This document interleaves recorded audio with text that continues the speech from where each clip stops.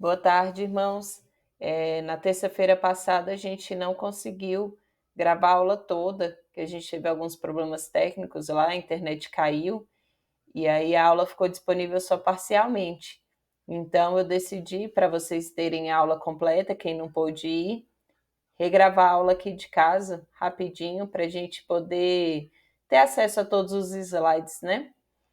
Então, a gente estudou Deuteronômio, é o quinto livro da Bíblia, que vai fechar o Pentateuco, né? Que são os 5 primeiros livros da Bíblia, desde Gênesis até Deuteronômio. E Deuteronômio a gente vai ver mais na frente que ele é um livro extremamente importante. Ele é um livro que influenciou todos os outros livros do Antigo Testamento, principalmente os livros da história de Israel. E ele também influenciou muito o Novo Testamento.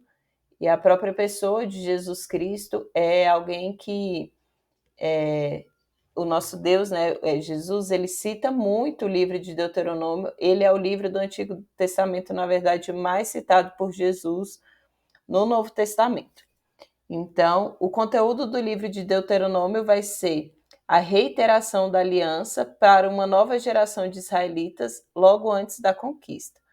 Então, a gente já tinha visto nos livros anteriores essa aliança que Deus fez com Israel, só que a gente sabe que aquela primeira geração que saiu do Egito, de quem tinha 20 anos para cima, né, dos homens aptos para irem para a guerra, toda aquela geração ela pereceu no deserto. E então somente os filhos conquistariam a terra prometida, com exceção, né, de Josué e Calebe, que se mantiveram vivos, né? Por conta que não caíram no pecado da incredulidade. Então, essa nova geração, Deus reitera a aliança dele com esse povo. Nós não temos uma segunda lei ou uma segunda aliança, é a mesma aliança, só que ela vai ser confirmada novamente por Deus com aquele povo. Qual que vai ser a cobertura histórica? Qual é a parte, né, da história de Israel que esse livro vai cobrir? Vão ser as últimas semanas em que o povo estava acampado a leste do Rio Jordão, antes de entrar na Terra Prometida.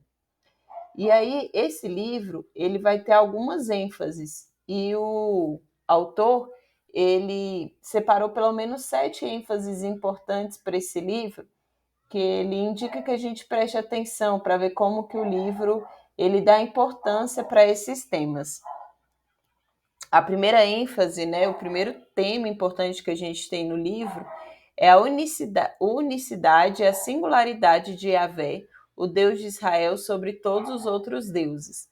E aí eu quis trazer o significado para a gente não ficar, o que são essas palavras complicadas, né? A singularidade, a unicidade vão ser essa característica ou essa condição de Deus ser o único Deus, de não haver outro Deus. Então, Deus ele é distinto de qualquer outro Deus, que seria um Deus, ou os outros deuses são deuses falsos, né? Eles não são Deus. E o nosso Deus, ele é o único Deus. Essa vai ser uma característica, uma importância que realmente você vai ver bastante no livro. Inclusive numa dos principais trechos, né, que Jesus fala que é o primeiro mandamento. Então a gente deve amar o nosso Deus, que ele é o único Deus acima de todas as coisas. Então, como a gente já vem estudando, esse povo ele saiu de um território, né, no Egito, em que haviam diversos deuses, e eles vão conquistar terras em também que as pessoas acreditam, creem em vários deuses. Mas aqui o Senhor está ensinando que esse tipo de crença ela é errônea, né? Nós só temos um único Deus. A segunda ênfase que nós teremos vai ser a aliança de amor de Deus com Israel ao torná-lo seu povo. Então, mais para frente a gente também vai aprofundar sobre esse tema. Nós vamos ver que a aliança que Deus fez com Israel foi feita por amor. Então, Deus não tornou Israel seu povo porque eles eram um povo especial, ou porque eles eram mais fortes, ou porque eles eram mais poderosos, mais numerosos, ou porque tinham um nome mais famoso. Não foi por isso, foi porque Deus os amou.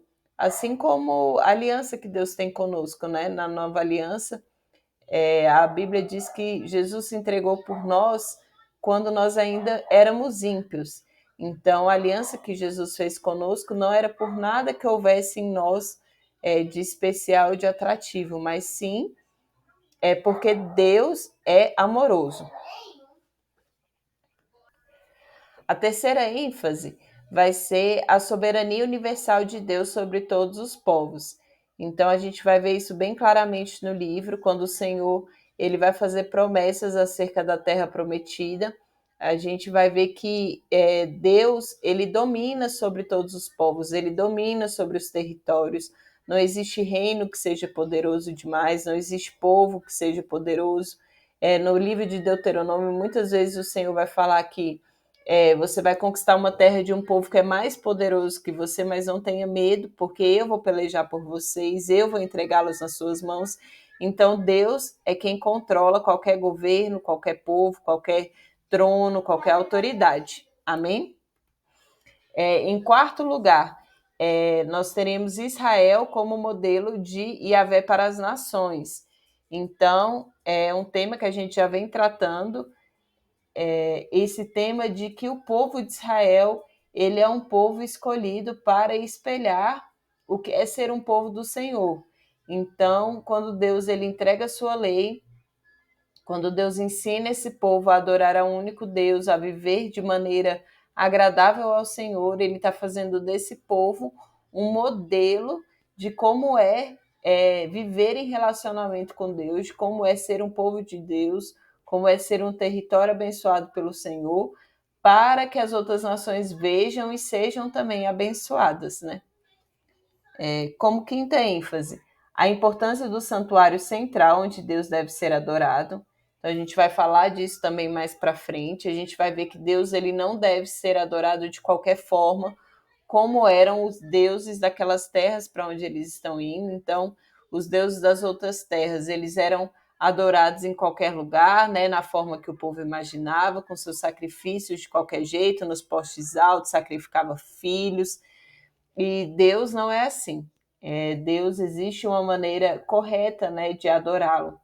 E Deus também, a adoração a Deus não deve ser misturada com esses outros tipos de adoração.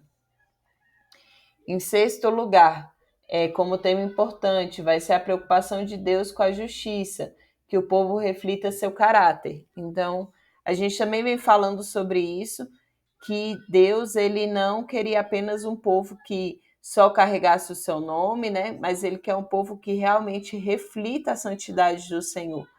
É aquele versículo, né? Sejam santos porque eu sou santo. Então Deus tem essa preocupação com a justiça, com a preocupação que o povo viva de maneira justa, santa, assim como o Senhor é.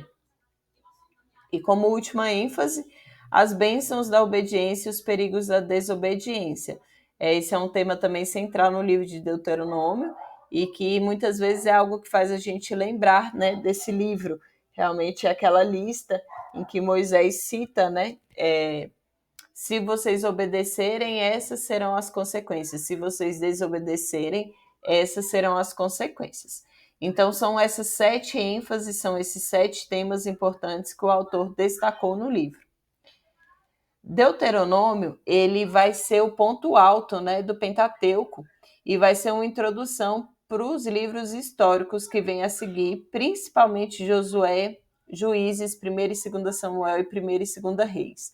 E os livros históricos, eles vão olhar para o passado de Israel, principalmente através dessa lente que Deuteronômio fornece.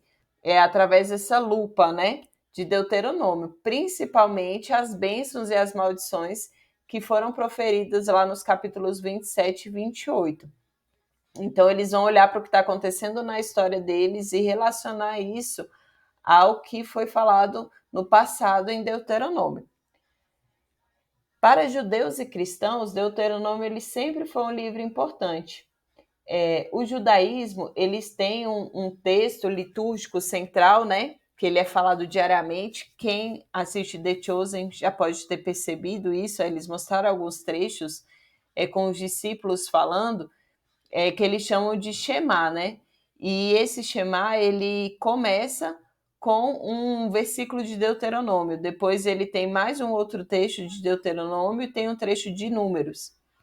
E Jesus, ele citou o livro de Deuteronômio mais do que qualquer outro livro do Antigo Testamento. Então a gente sabe que Jesus ele faz algumas citações da Bíblia, né, da palavra de Deus, das Escrituras, de algumas passagens, e a que ele mais vai fazer pertence ao livro de Deuteronômio.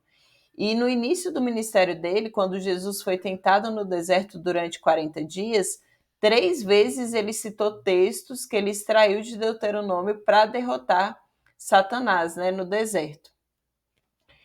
E esse trecho aqui eu retirei da minha Bíblia de estudos, né, da Thomas Nelson, e ele fala uma coisa interessante. Ele diz que Jesus ele deve ter meditado tanto no livro de Deuteronômio, porque a gente sabe que Jesus, a Bíblia diz que ele foi crescendo, né, em graça. Então Jesus ele lia a palavra, ele meditava, ele orava, né, ele fazia todas essas disciplinas espirituais. E ele deve ter meditado tanto em Deuteronômio que os temas fundamentais desse livro, que são confiança e obediência, a gente vê que se tornaram a principal motivação da vida de Jesus. Então se tem duas características que a gente pode observar profundamente na vida de Jesus, são esses dois temas: confiança, né, a confiança que ele tinha no Pai, e a obediência. Então a comida dele e a bebida dele era fazer a vontade do Pai. A gente vê ele também no final, né, antes de ser entregue à cruz, ele disse: se for possível, passe de mim esse cálice, mas não seja feito o que eu quero, mas o que o Senhor quer. Então Jesus ele era muito confiante, totalmente, na verdade, confiante e obediente à vontade do Senhor. E o período que Jesus passou no deserto, de 40 dias, foi análogo ao tempo de provações que Israel passou no Antigo Testamento, que foram 40 anos no deserto. Só que confiando na palavra de Deus, assim como Deuteronômio ensina, Jesus ele triunfou onde Israel falhou. Agora, uma visão geral do livro.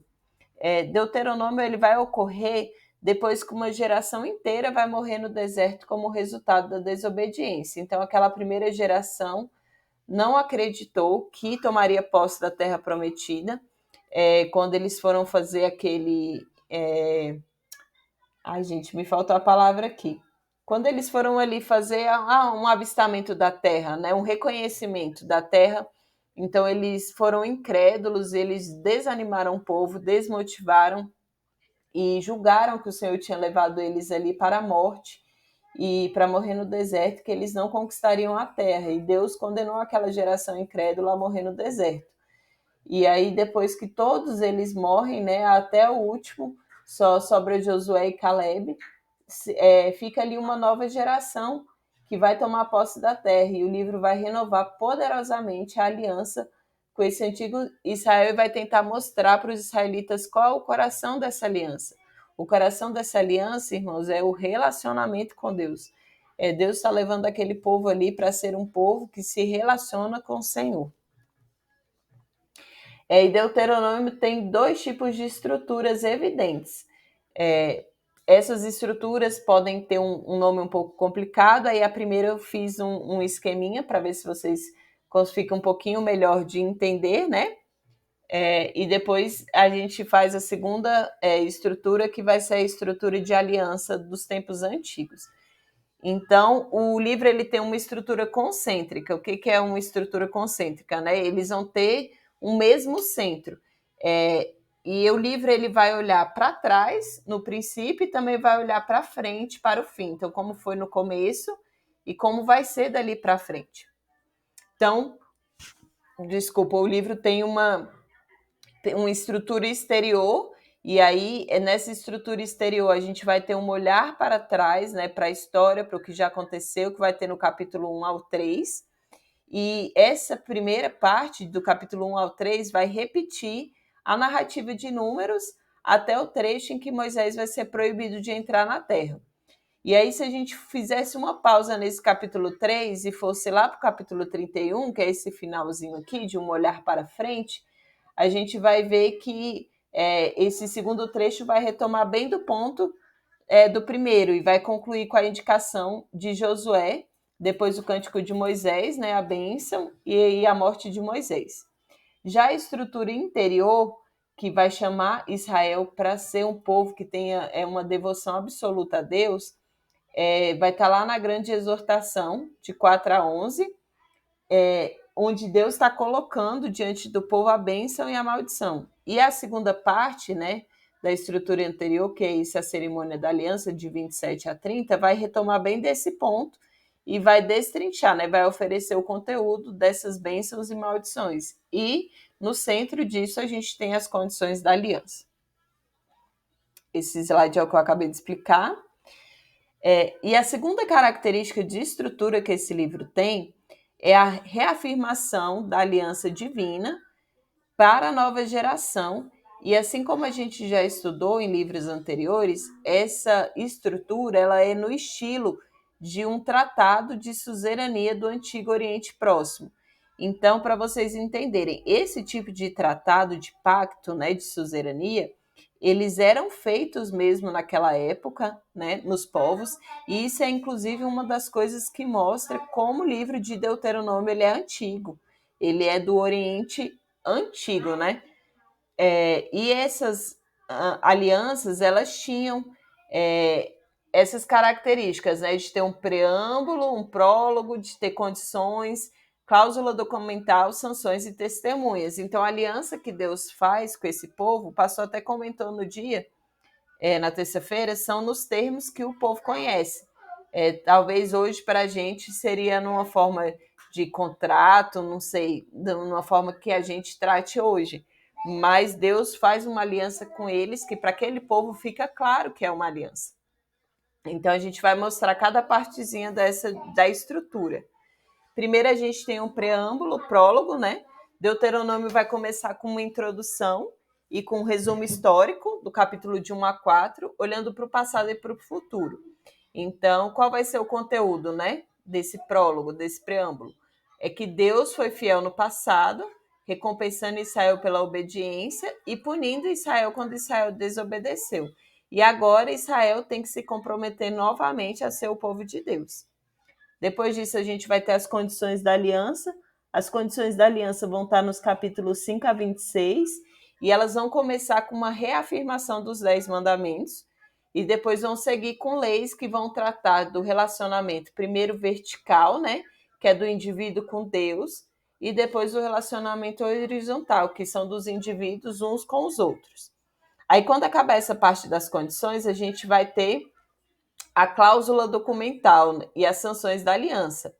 Então, as cláusulas, né, dessa aliança, as cláusulas documentais, que são lembretes dos termos da aliança, vão estar principalmente nos capítulos 27 e 31.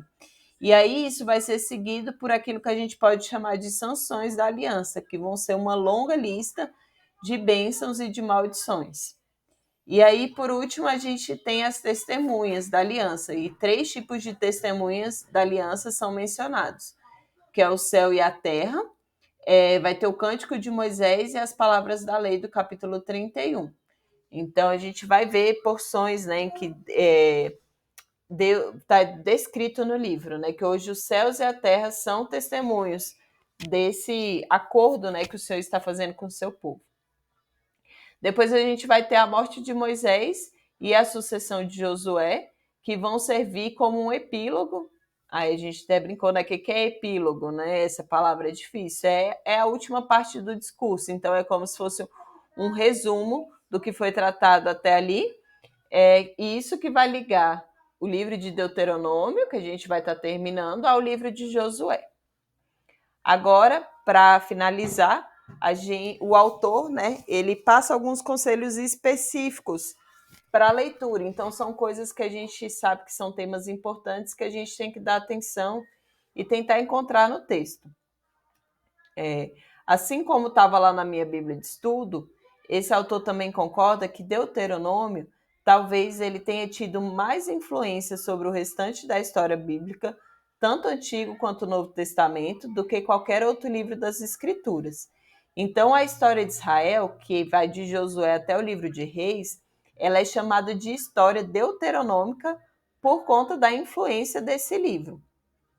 E Deuteronômio, ele teve também uma influência considerável sobre os profetas de Israel e de Judá, principalmente, né, Isaías e Jeremias, e não só do Antigo Testamento, mas Deuteronômio também influenciou profundamente figuras do Novo Testamento, em especial Jesus e o apóstolo Paulo.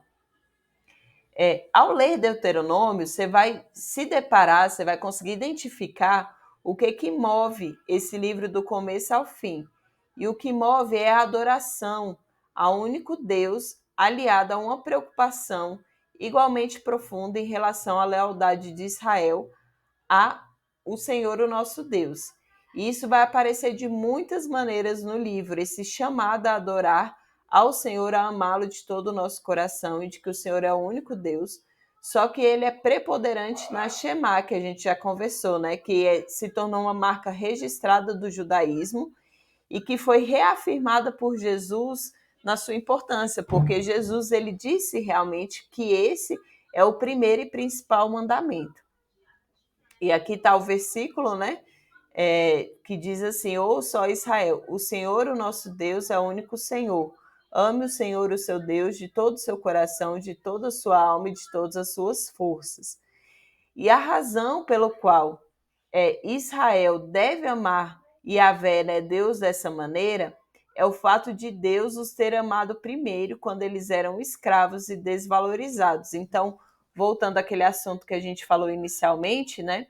Deuteronômio ele é bem claro em dizer nesse versículo que o Senhor não se afeiçoou a eles, nem os escolheu por serem mais numerosos do que os outros povos, mas foi porque o Senhor os amou e por causa do juramento que fez aos seus antepassados. Por isso ele os tirou com a mão poderosa e os redimiu da terra da escravidão, do poder do faraó, rei do Egito. Então, desse modo, tudo aqui ele é baseado no amor e na fidelidade de Deus nas ações dele. Essas ações que fluem desse amor e dessa fidelidade. Então, porque o povo deve amar ao Senhor de todo o coração, deve ser fiel, porque o Senhor fez isso por nós primeiro. Além desse tema, o autor também diz para você prestar atenção a 3 características. A primeira é o lembrete constante de que Israel está perto de possuir a terra, e a terra vai ser uma palavra que vai aparecer muitas vezes nesse livro. Então, Deus, no seu amor, ele está a ponto de cumprir esse juramento que ele fez para Abraão. Só que a terra, no momento, está sob o controle dos cananeus. Então, Deus vai sempre lembrar que eles vão possuir a terra, mas naquele momento aquilo ainda é por fé, né? Porque ainda está sob o controle de um outro povo. Em segundo lugar, a incansável exigência de que quando Israel entrar na terra, ele não só evite a idolatria, mas ele destrua completamente os lugares de culto cananeus, bem como os povos cananeus.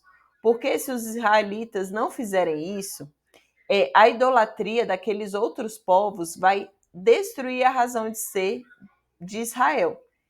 Então, isso é sobre o que isso está falando, né?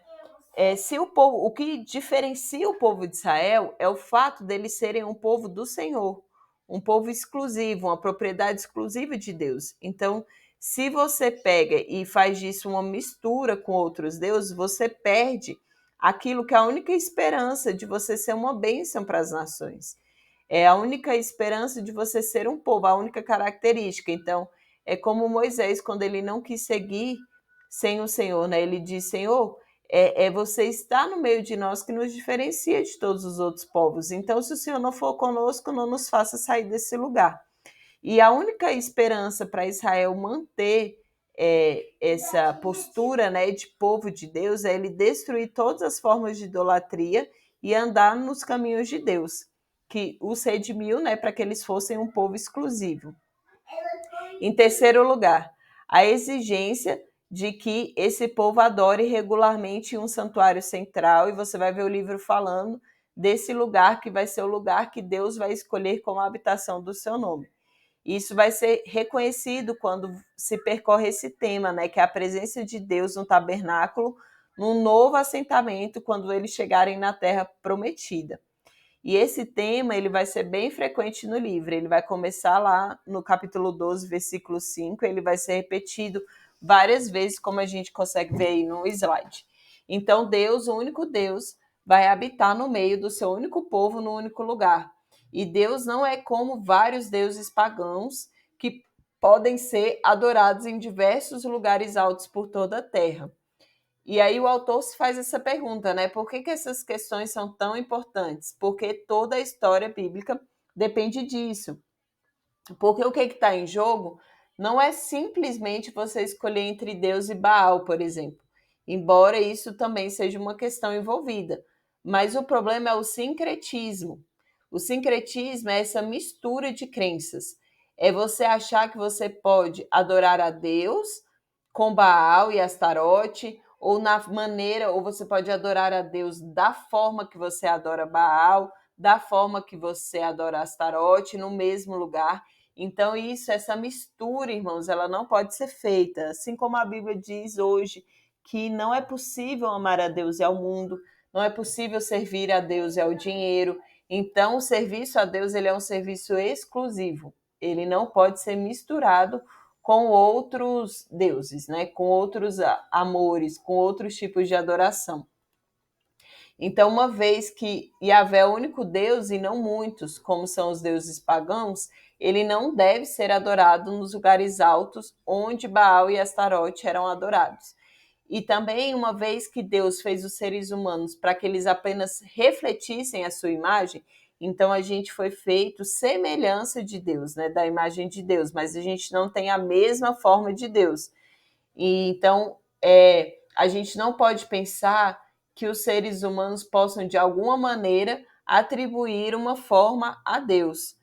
Isso vai estar bem claro no livro. A gente até brincou na terça-feira. Se Jesus tivesse vindo agora e ele tivesse no Instagram, tivesse tirado selfie, então a gente poderia adorar aquela forma, né? Aquela foto que seria realmente da pessoa de Jesus. Mas não foi nessa época que ele veio, então a gente não conhece a forma do Senhor.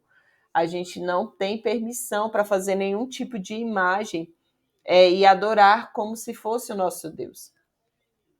E por último, dois itens finais, né? Que é o amor de Deus pelo seu povo, como a gente já vem falando, ao redimir esse povo e torná-lo exclusivamente seu, dando-lhe essa boa terra. Isso também está por trás da natureza especial do código da lei em Deuteronômio. Então, esse código ele vai seguir os padrões dos 10 mandamentos, vai começar com exigências sobre você amar a Deus e vai continuar com várias leis sobre dias sagrados e o amor ao próximo. Só que note em particular com que frequência o povo de Deus também é chamado a incluir o pobre e o necessitado. O que em Deuteronômio vai especificamente vai tomar a forma do estrangeiro, do órfão, da viúva e às vezes vai incluir o levita. Então, nenhum desses, né, do estrangeiro, o órfão, a viúva e também o levita, eles não têm terra no meio de um povo cuja cultura vai se tornar agrícola. Então, a gente vai ver a preocupação de Deus com essas pessoas e a gente vai ver com que frequência essas leis de cuidados com esses pobres e necessitados, elas vão estar atreladas à redenção de Israel. E, por fim, não perca de vista outra característica importante de Deuteronômio, a saber, a sua orientação para o futuro. Então, isso vai incluir não só a geração imediata, né, que está recebendo a aliança e pronta para tomar posse da terra, mas também as gerações futuras. A gente vai ver que esse tema ele vai gerar uma tensão no livro entre a bondade de Deus ao trazê-los para essa boa terra, mas a consciência divina de que Israel vai fracassar. Então, o Senhor estava consciente de que aquele povo pecaria, Moisés também estava consciente de que aquele povo ele ainda cairia, né, naquelas maldições listadas em Deuteronômio. O povo não conseguiria ser fiel ao fazer a sua parte, ao cumprir a sua parte nessa aliança. Então, desse modo, tanto no início quanto no final do texto, você vai ver profecias de que as maldições finalmente vão cair sobre eles, que o fracasso daquele povo em manter a aliança, infelizmente, vai resultar mesmo na perda da terra e no exílio do povo. Só que o amor duradouro de Deus vai culminar na restauração desse povo à terra por meio de um segundo êxodo. Então, ao ler a partir daqui, tanto no Antigo quanto no Novo Testamento, você verá com que frequência esse tema se repete. Então, a gente sabe, o Senhor já sabia que o povo falharia, mas o Senhor já tinha um plano. Na verdade, o plano de Deus está pronto desde a fundação do mundo, né? O Cordeiro de Deus, ele foi morto desde a fundação do mundo. Então, Deus já tinha um plano para resgatar esse povo e para nos resgatar também, nos incluir nessa aliança, amém? Então, esse é o livro de Deuteronômio. Espero que vocês tenham compreendido a aula, que seja uma leitura bem dinâmica para vocês, que bem reflexiva, que vocês consigam realmente entender o livro. E qualquer dúvida, estamos aí. Um beijo, fiquem com Deus.